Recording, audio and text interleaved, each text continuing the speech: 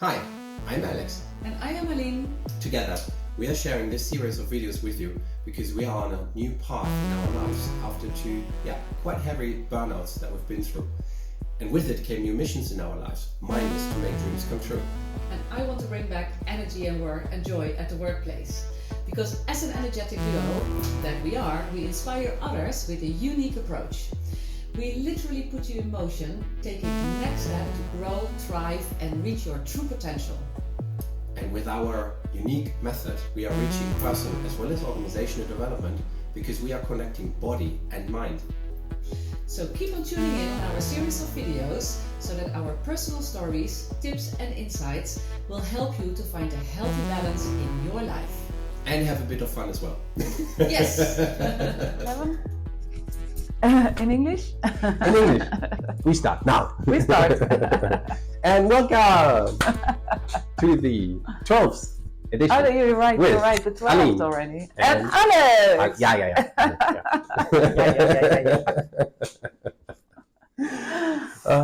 Yes. Yes, what are we going to talk about today? Something interesting, I think.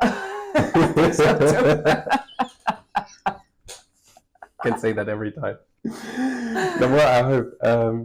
Because so last time in the 11th session, we talked about what is our normal behavior or standard behavior if it comes to experience an energetic block or pain.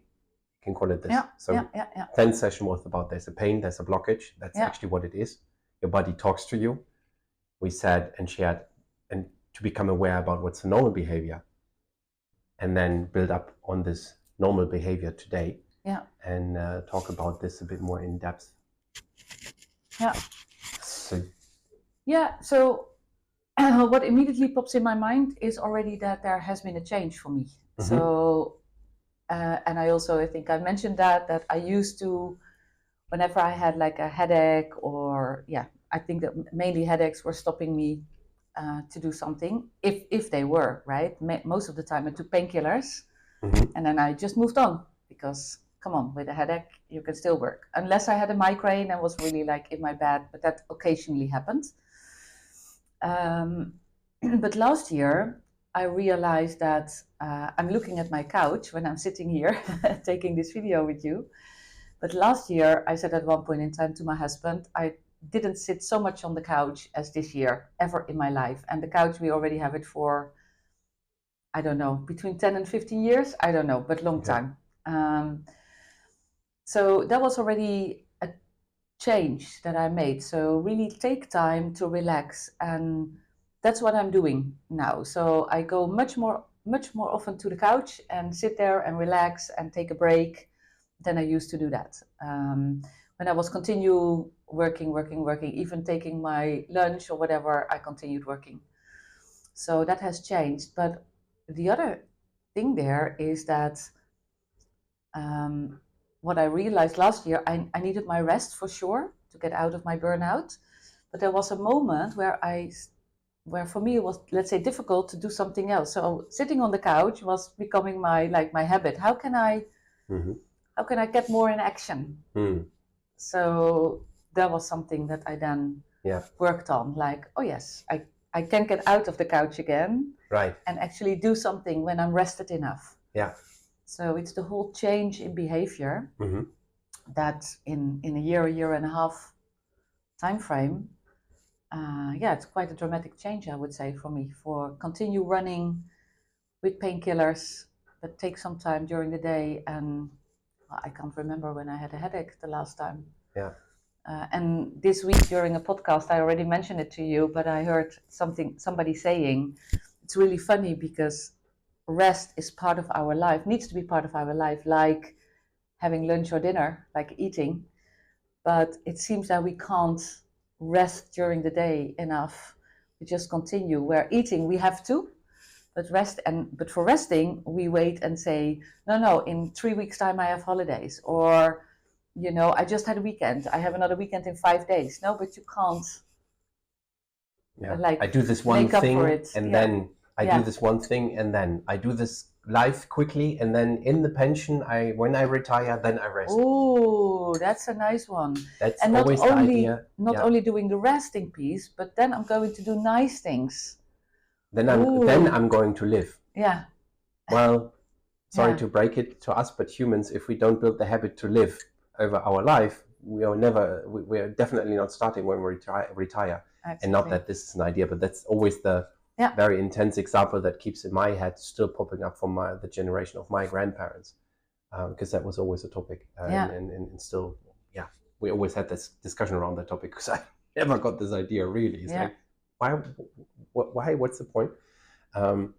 But thinking now, it might be a counterintuitive question, but when you were pushing through with the painkillers and the odd behavior to just continue and whatever, because I recognize that also quite well, to just continue, not escalation situation needs to continue, type thing. Is there also something positive that was in there? Because we know there is the negative part is you can't continue like this forever. It's breaking you down. We shared about this. Is there also on the normal old behavior, let's say, or also the new behavior, let's say, that you had then to rest and sit on the couch almost, but was there a positive point as well in the standard reaction, let's call it? Yeah, I would say so, because I continued. So I had the energy to do something and achieve something that makes me feel good at the end of the day. So it was also helpful in a way to get out of the headache situation. Right.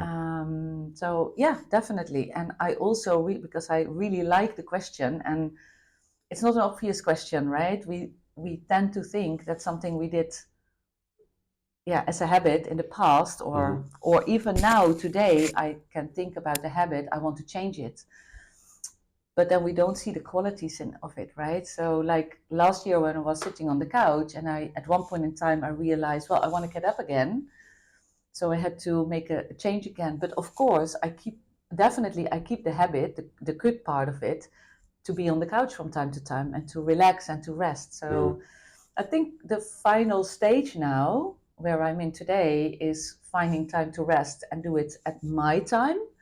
It's not only finding the rest during the day, but it's also doing things at my time. Like, I'm not an early person, I'm not a morning person, but in the evening, I feel the energy. So why not working a bit more after dinner? I'm absolutely fine with it. But then in the morning, well, my day starts normally at 10:30,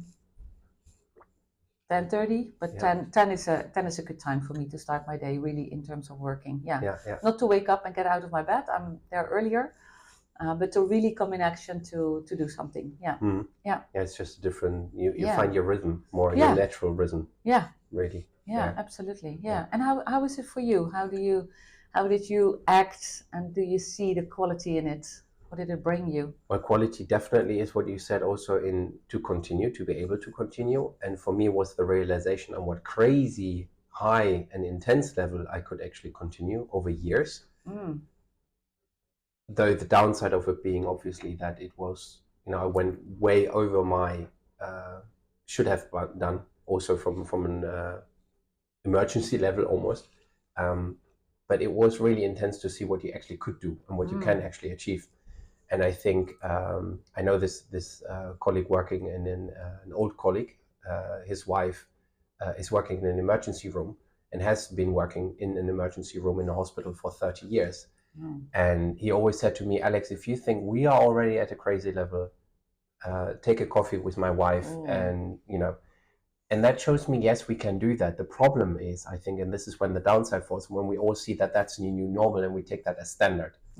And I think that's where we need, as a humanity, as a collective, to come back from. To define, okay, we know we want to do things, we know we want to achieve things.